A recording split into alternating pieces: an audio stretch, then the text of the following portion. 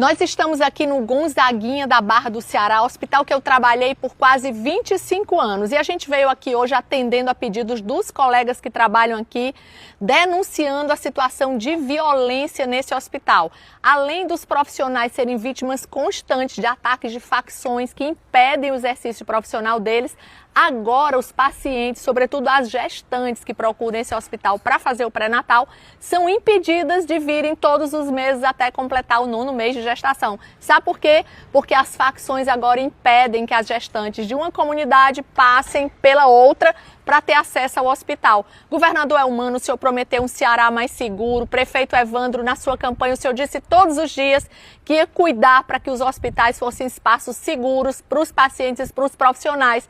E o que a gente vê hoje é só medo, impedimento de atendimento e vergonha. Compartilhe esse vídeo para ver se as nossas autoridades cumprem o seu papel.